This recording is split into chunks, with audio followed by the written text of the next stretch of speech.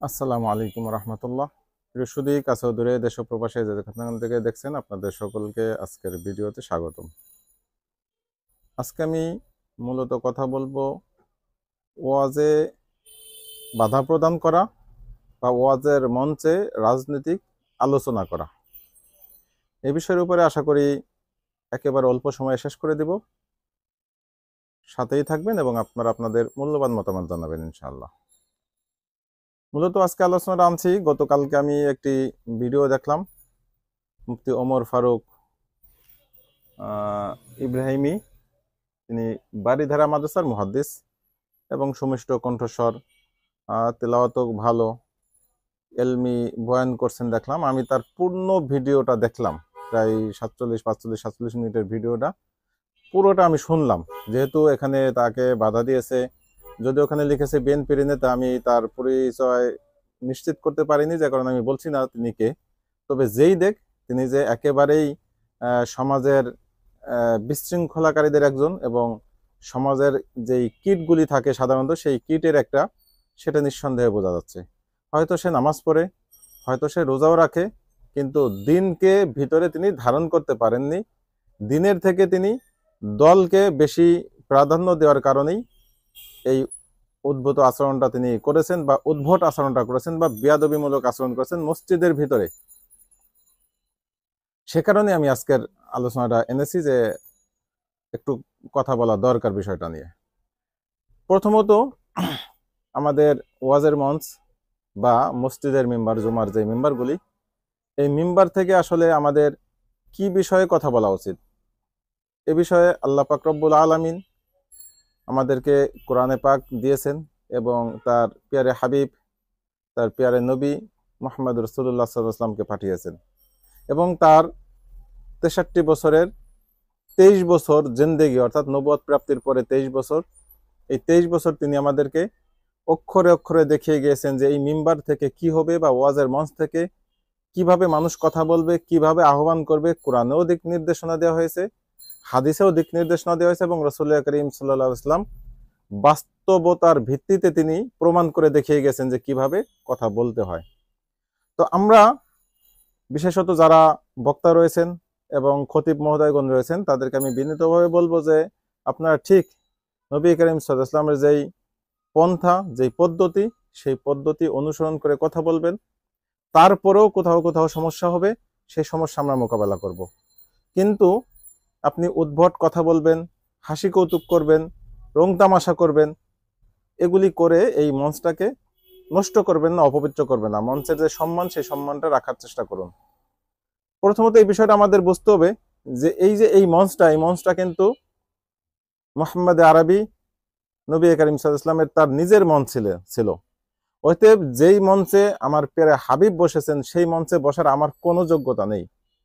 যেহেতু আল্লাহ পাক রব্বুল আলামিন কিছু এলেম দিয়েছে মানুষদেরকে, বর্তমান উলামায়ে কেরামকে, এই এলেম প্রচার করতে হলে ওখানে বসতে হয়, তাই আমরা বসতেছি। এই বিষয়টা যদি নিজে কেউ ফিল করে, তাহলে অন্তত ওই মঞ্চের পবিত্রতা তার কাছে স্পষ্ট থাকবে। নিজেকে হামচুনিমান দেগার নিস্ত, মানে আমার মতো এত বড় জলহস্তি বা এত বড় জ্ঞানী কেউ নেই, এরকম বিষয়টা যদি না বুঝি আমরা, তাহলে অহংকার বা অহমিকা ভাবটা থাকবে না, এবং ওখানে বসে কেউ ফাত্রামিমূলক কাজ করতে পারবে না।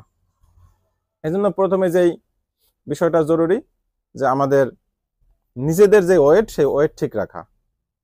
দ্বিতীয়ত যে বক্তব্যটা আনছি, যে বিগত 16 বছর আমরা দেখেছি ওয়াজের বিভিন্ন জায়গায় বিভিন্নভাবে বাধা প্রদান করা হয়েছে, বিভিন্ন বক্তাদেরকে রেস্ট্রিকশন দিয়ে রাখা হয়েছে। অমুক বক্তা এই মাহফিলে কেন, এই মাহফিল বন্ধ, অমুক বক্তাকে কেন দাওয়াত দেওয়া হলো, এখানে প্রশাসন অনুমতি দিবে না, এই বিভিন্ন বাহানা দেখিয়ে তারা ওয়াজ মাহফিলগুলি বন্ধ করে দিয়েছে। অথচ ওয়াজ মাহফিলের অনুমতি, এই বিষয়টা একেবারে একটা ন্যাক্কারজনক কাজ। কারণ ধর্মীয় কোনো কাজ করতে প্রশাসনের কেন অনুমতি লাগবে? প্রশাসনকে অবহিত করব, যেখানে যেন উদ্ভূত কোনো পরিস্থিতি তৈরি না হয়। তারা ট্যাকেল দিবে, তারা নিরাপত্তা দিবে। যদি কোথাও এমন কোনো পরিস্থিতি হয় বাস্তবিক ক্ষেত্রেই, যে আসলে এখানে একটা মাহফিল করতে গেলে একটা পক্ষ বিপক্ষ সমস্যা হয়ে যেতে পারে, সেই ক্ষেত্রে প্রশাসন একটা পদক্ষেপ নিতেই পারে। যেমন আমি উদাহরণস্বরূপ বলি, যে কোনো একটা জায়গায় ওই এলাকায় দেখা গেছে বেদাতীদের প্রচন্ড চাপ রয়েছে বা প্রচন্ড বেদাতি ওখানে এলাকায়, সেখানে কোনো আহলুস সুন্নাহ ওয়াল জামাতের কোনো একজন আলেমকে সেখানে নেওয়া হয়েছে। এটার কারণে ওই এলাকা, পুরো এলাকা উত্তপ্ত হয়ে গিয়েছে, গেলে সেখানে একটা গ্যাঞ্জাম হবে, মারামারি হবে। সেই জায়গায় যদি তাৎক্ষণিক প্রশাসন এই বিষয়টা আমলে নিয়ে সেই আহলে সুন্নাত ওয়াল জামাতের যে বয়ান বা সেই মাহফিল বন্ধ করে দেয়, সেটা একটা বিষয় হতে পারে। ঠিক তার উল্টোটাও, আমি এটা বলছি যাতে কারো আঘাত না লাগে, উল্টোটাও যে কোনো জায়গায় টোটাল এলাকাটা হচ্ছে আহলুস সুন্নাত ওয়াল জামাতের অনুসারীরা থাকেন বা সেখানে কোরআন সুন্নাহ অনুযায়ী আমল করা হয়, এক ভণ্ড সেখানে গিয়ে ইসলাম পরিপন্থী কাজ শুরু করে দিয়েছে। সেইখানে যদি তারা কোনো মাহফিল বা ওরস আয়োজন করতে চায়, সেইখানে আয়োজন করলে পুরো এলাকা উত্তপ্ত হয়ে যাবে, একটা বিশৃঙ্খলা পরিবেশ তৈরি হবে। এরকম আশঙ্কা থাকলে সেটাও প্রশাসন বন্ধ করতে পারে। নচেত প্রশাসন কোনো বিষয়ে, ধর্মীয় কোনো কাজে তাদের বাধা প্রদান করা উচিত হবে না। তাছাড়া ওই এলাকার যেই বিশেষজ্ঞ উলামা ইকরাম আছে, প্রশাসন সেই উলামা ইকরামের সাথে পরামর্শ করেই মূলত সিদ্ধান্তটা নিলে এখানে কোনো সমস্যা তৈরি হবে না বা কোনো বিভ্রান্তি ছড়াবে না। এই হচ্ছে একটা বিষয়। দ্বিতীয় যে বিষয়টা, যে ইদানিং আমরা দেখতেছি সেই গত 16 বছরের মতো এখনো কেউ কেউ কোন কোন দলের ধ্বজাধারী বা ভাইরাস বা সন্ত্রাসী, তারা যখনই তাদের বিপক্ষে কিছু একটা যাচ্ছে বা বিপক্ষে না গেলেও মানে তার মতের বিপক্ষে যাচ্ছে, তখন সেখানে দাঁড়িয়ে ভেটো দিচ্ছে, সেখানে বাধা প্রদান করতেছে। এই যে বেয়াদবিমূলক আচরণ ওয়াজের মঞ্চে, এগুলি অবশ্যই অবশ্যই বন্ধ করা উচিত। এবং ওই ওয়াজের মঞ্চে হাজার হাজার শ্রোতা থাকেন, একটা মসজিদ হইলে শত শত মুসল্লি থাকেন, তাদের উচিত এই বেয়াদবগুলিকে ওইখানে শায়েস্তা করা। কারণ এদেরকে যদি লাই দেওয়া হয়, সুযোগ দেওয়া হয়, এরা আরো বেশি পরবর্তীতে উগ্রতা দেখানোর সুযোগ পাবে। আমি গতকালকে ওমর ফারুক সাহেবের যে বক্তব্যটা, ওমর ফারুক ইব্রাহিমী, তার বক্তব্যটা আমি আজকে সকালে পূর্ণাঙ্গভাবে শুনেছি। তিনি কোনো একটা দলের কোনো নাম ওখানে উল্লেখ করেননি। তিনি কোরআন এবং সুন্নাহর আলোকে আলোচনা করতে গিয়ে দীর্ঘ সময় আলোচনা করেছেন। সেখানে একটা পর্যায়ে বুঝিয়েছেন যে সংবিধান যেহেতু এখন সংস্কারের বিষয় আসছে, এই সংবিধানটা কেমন হওয়া উচিত। এরপরে বলেছেন যে কোনো একটা সরকারের একটা সংবিধান থাকে, এলাকার একটা নিয়ম থাকে। এখন সরকার যখন সংবিধান ঘোষণা করে, এলাকার নিয়ম যদি সেই সংবিধানের পরিপন্থী হয়, তাহলে ওই লোকদের কি করা হয়, জেলখানায় আবদ্ধ করা হয়। যেমন আমাদের বর্তমান বাংলাদেশের আইন কি 16 বছর 18 বছরের নিচে কোনো বিবাহ করতে পারবে না। এখন 14 বছর 13 বছরের একটা মেয়ে ছেলে যদি বিবাহ দেয় এলাকায়, তখন কি করা হয়, তাদেরকে বাধা দেওয়া হয় এবং তাদেরকে গ্রেফতার পূর্বক তার পিতামাতাকে জেল হাজতে পাঠানো হয়। এই যে একটা ব্যবস্থাপনা, এই ব্যবস্থাপনাটাই উনি সেখানে বুঝিয়েছেন যে এরকম যেহেতু এলাকার নিয়ম যদি রাষ্ট্রের নিয়মের পরিপন্থী হয়, সেই এলাকার নিয়ম পরিত্যাজ্য হয়। ঠিক তেমনি ভাবে যদি রাষ্ট্রের নিয়মটা আল্লাহ তাআলার নিয়মের পরিপন্থী হয়, তাহলে রাষ্ট্রের নিয়ম পরিত্যাজ্য হবে এবং তার বিরুদ্ধে কথা বলতে হবে। এটাই আমাদের ইমানের দায়িত্ব।